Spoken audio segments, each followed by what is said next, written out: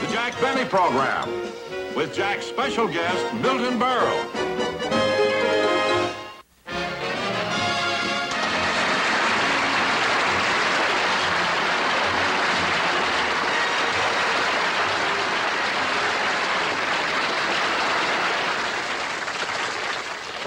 Thank you very much, ladies and gentlemen, and welcome to the show. Now, the reason I brought out these two violins is I want to clear up something once and for all. You know, I've received so many letters from people who do not believe that I actually own a Stradivarius. That they don't believe that I would pay $30,000 for a violin. But I think this will explain why I did. Now, this is the ordinary, inexpensive violin that I use just on my television shows. And this is the $30,000 Stradivarius that I use in my concerts. And I'm going to show you why this is worth every dollar that I paid for it. Now, first, listen to this cheap one. This is a cheap one. Just listen to it.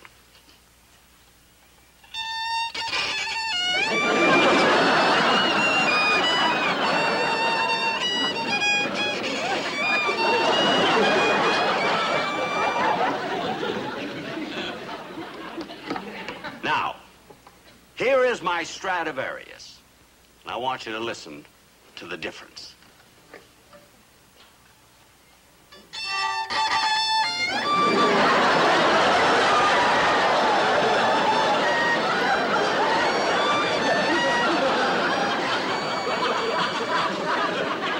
See, there's no substitute for quality. Now, would someone take these violins off, please?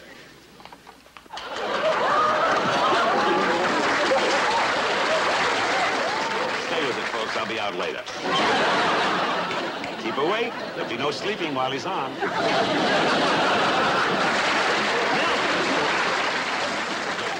Come back here. What do you want? Look, Milton, why would you come out here now before you're supposed to? You're getting so... Why would you... What are you kidding? You asked for somebody to help you, so I brought the violins. I took them off. Help you? Yeah. You came out here because you can't stand other people getting laughs. That's not true. It hurts, but I can stand it. Never mind. Just get off the stage and come back when you're introduced. Jack, I was only doing a bit.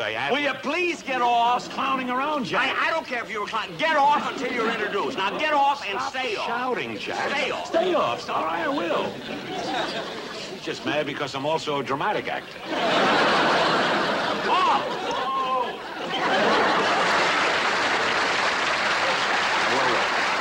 Oh, yes. I want to explain to you how Stradivarius made such a superior violin. Now, a lot of people think it was in the varnish, you see, but that's not quite true. You see, the secret was that when the varnish was dry, he rubbed it with the oil of an anchovy that dripped off a hot pizza. As a matter of fact, that's really how the custom started of holding a violin with a napkin under your chin. Now, but getting on with the show, it gives me great pleasure, ladies and gentlemen, to introduce a fine comedian whom I'm very happy to have as my guest star, Mr. Milton Berle.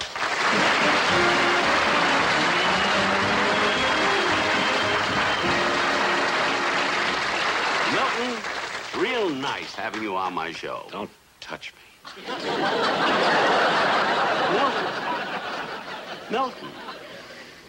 Mr. Berle. Mr. Television. Yes?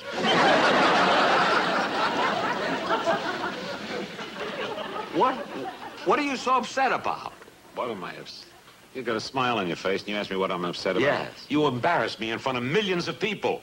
But I was only kidding. Kidding? Jack, I know when you're not kidding. You think just because I get laughs and because I'm a comedian and I come out and tell jokes and everything that I'm not sensitive? I'm sensitive. I mean, that's true. I am. Do you think I like to walk down the street and hear people say, "There goes Milton Berle, that uncouth loudmouth"? But who says that? I hear it every day. My wife is the biggest offender. She says he's got such a big mouth. Milton. Milton, you're crying. Anchovies? Look, do me a favor, will you? What's that? And get ready for the sketch that we're going to do. Now, when you leave, Yes. Milton, don't do that crazy walk of yours that you always do. Which- You know that thing of... Don't do that. I won't will you? do that, Jack. I mean, walk like I do. What is it? I said walk like I do. Walk like you do? Yeah. I'll do it, Jack. I may get arrested, but I'll do it.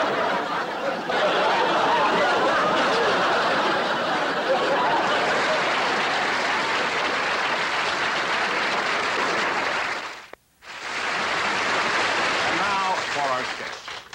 Ladies and gentlemen, with all the meanness, violence, and murder on television, people are asking, where are the stories about the decent people in the world? The people who have dedicated their lives to being kind and doing good.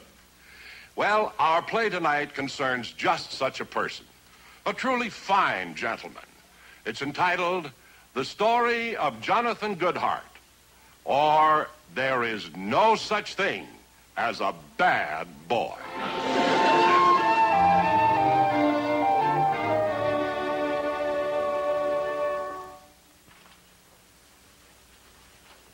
Would you care for some more coffee, madame? No, thank you. Mr. Goodhart? No, thanks. And that was a wonderful dinner tonight. Oh, well, I'm so glad you enjoyed it. And thank you for the raise.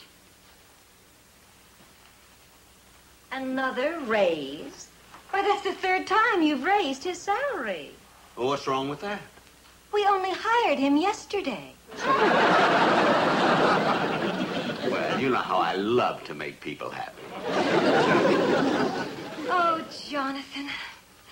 Jonathan, I'm so proud to be your wife. You know, darling, if they had a contest for goodness, you would be first, Santa Claus would be second, and Albert Schweitzer would be third. Well, I wouldn't say that, darling. Schweitzer could be second, and Santa Claus could be third.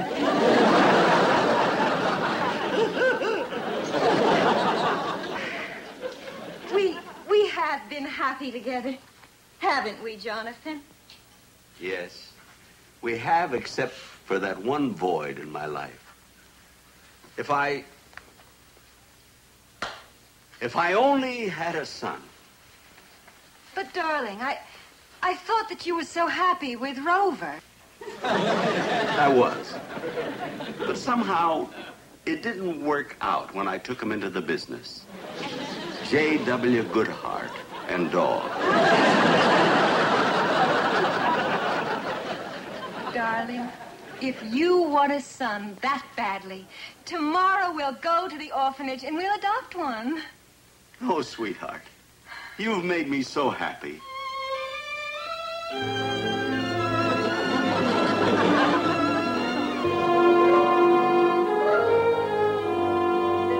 And now we'll bring in some boys so you can pick out a little angel for your very own. Children, will you come in, please?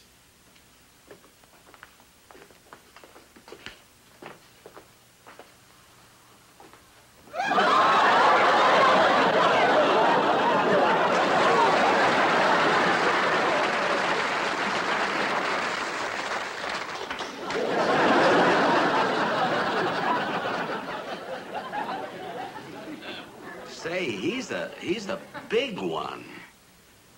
Why is a boy that size still here? He's been adopted 15 times, but they keep sending him back. He's a bad boy. There's no such thing as a bad boy. Oh, isn't this one cute? Yes, he is. And this one is nice, too. Yes.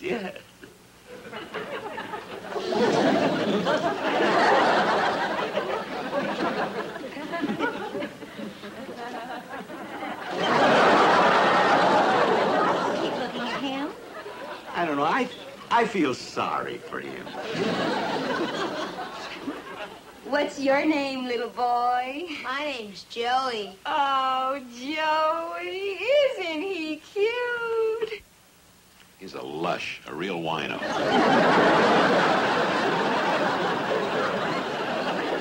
How about this one, Jonathan? Communist. Communist? Oh, darling. Darling, it's so hard to choose, isn't it? No, it isn't, sweetheart. I've made my decision. I want him. Really, I don't think he's for you. Really, as I told you, he's a very bad boy. Remember, there's no such thing as a bad boy. He's right. Only bad girls, and I've known quite a few. You know, you seem to be a fine lad. Thank you, sir. Thank you very much. What's your name? Marvin. Marvin the rat.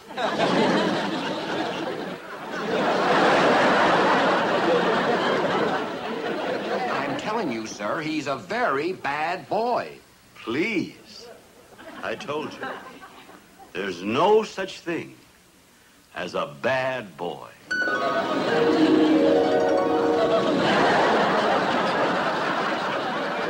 Well, come on, Rat. Your mommy and daddy will take you to your new home. Thank you, Daddy. Come, sweetheart. Come on. Goodbye. Goodbye, boys. Goodbye. Goodbye, Mr. Silverman. Your new home, darling. Now come right in. There, here we are, Marvin. Oh, gee, this is a nice place. I'm going to be so happy here.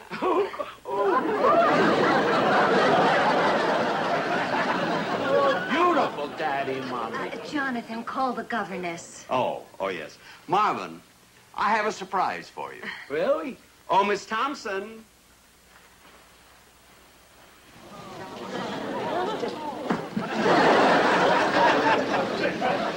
Hey, Daddy, you brought me my first toy.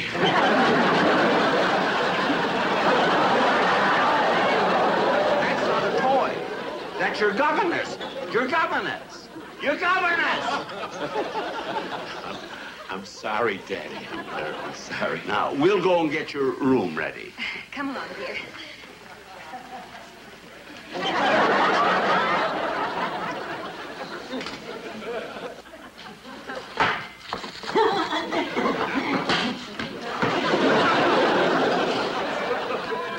Oh, who are you? I'm the butler. The butler, huh? Well, just don't stand there. Go make me a martini. Yeah, I said make me a martini and put a cookie in it. I'm a child. What happened? Oh, that son of yours kicked me. Oh, sir, he's a very bad boy. Please. There's no such thing as a bad boy. You say so, sir. All right, 7:30. Time for you to go to bed. Go to bed, Daddy. Go to bed. No, she means you. Good night. Good night, Daddy. I got my bag. Good night. Wait, Marvin, Yes, Daddy. aren't you going to kiss Mommy goodnight?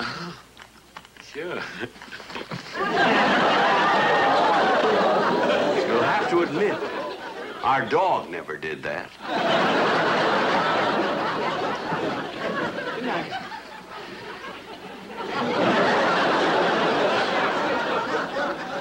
Jonathan, I know how fond you are of Marvin, but there's something that I think you ought to know. What's that, dear? Well, when I went to hang up his coat, this fell out.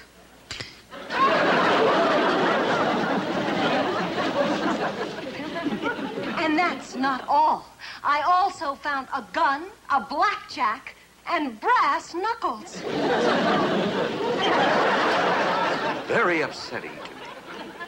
Imagine having a wife who goes through someone else's pockets. Darling, you're missing missing the whole point. How about all those terrible things that he has? Dear, put aside your suspicions. And always remember, there's no such thing as a bad boy. Now, let's go to bed. All right, darling. Oh, no, wait a minute. You better put my jewelry in the safe. Okay, darling. Here. This. The ring. Mm-hmm. And the earrings. There we are. Okay.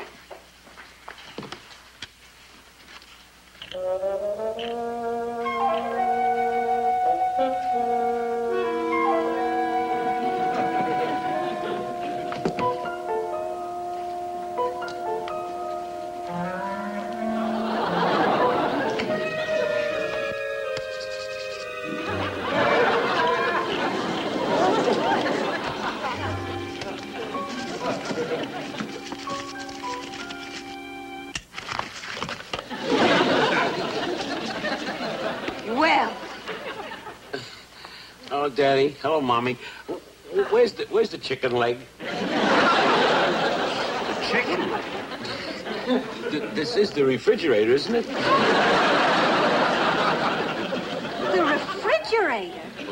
Well, you see, at the orphanage, they always used to lock up the food. You see, darling, I knew he'd have an explanation. Son, this isn't the refrigerator. No, Daddy? This is a safe where Mommy keeps all her jewelry and Daddy keeps all his money.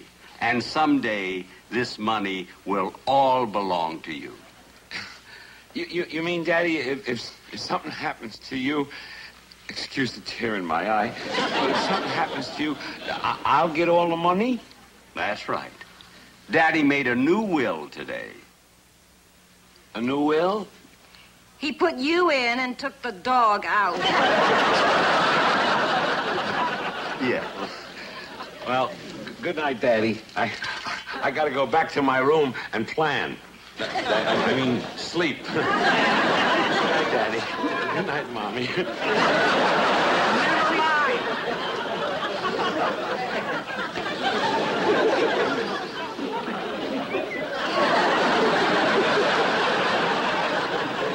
Aren't you ashamed of yourself? You thought he was robbing the safe. If I told you once, I've told you 1,000 times. There's no such thing as a bad boy.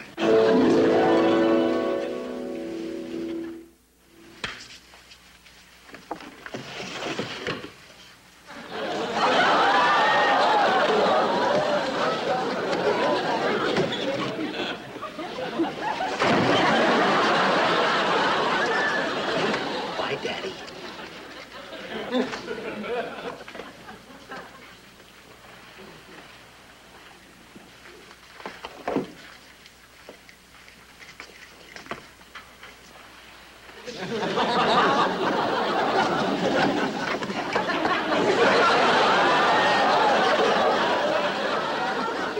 What are you doing?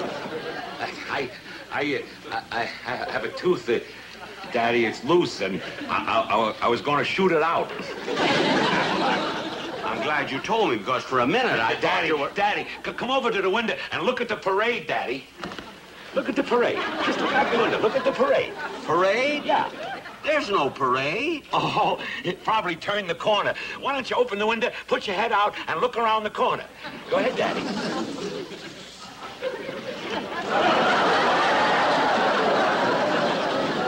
I told you there was no parade. Oh, boy.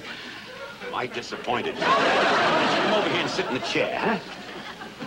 What, not that chair, Daddy. No, this chair. This is my chair where I always Yeah, sit. but, Daddy, this chair is more comfortable. Why don't you sit down right over here, Daddy, huh? Fine. But why? Why do you want me to sit in this chair? Well, you see, the reason... Oh, sir, this is such a beautiful turkey that before I dress it and put it into the oven, I'd like to know exactly how you want it prepared. I'm asking early because a bird of this size will take 5 or 6 hours to roast. Well, I wanted to be stuffed with sage dressing. Yes, see, sage dressing. and some nice mashed potatoes and thick giblet Oh, gravy. just a moment, sir. I know how particular you are. I'd better write this down.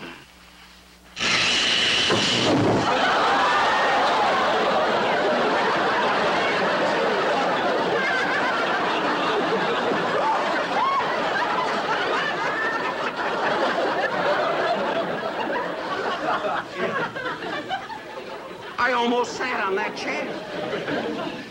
Daddy, make a wish. Never mind that.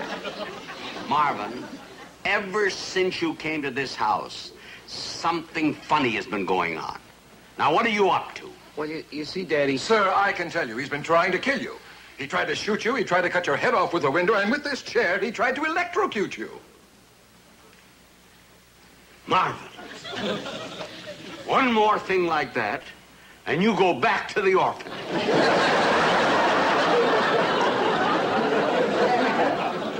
Get out of here, you dirty stooge.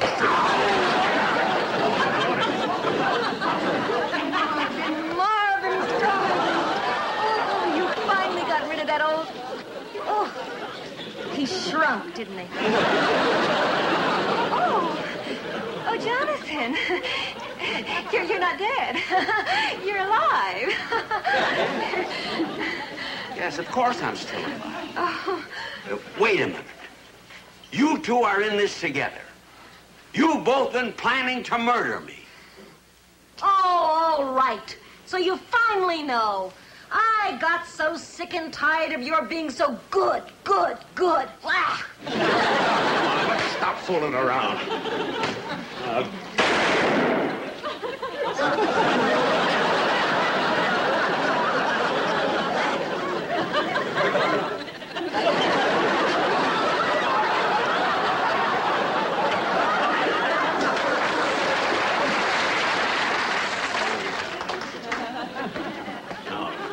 let's take a look in here. Let's see what's in the will.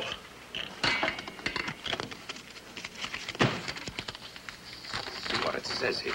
I leave all my money to my son Marvin, and I know he will share half of it with his mommy. My mommy, oh yeah?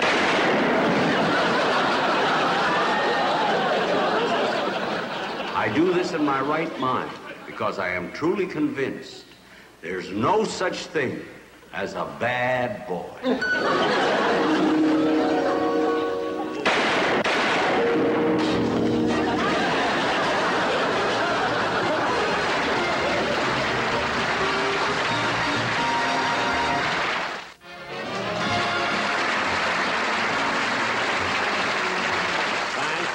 Thank you, ladies and gentlemen.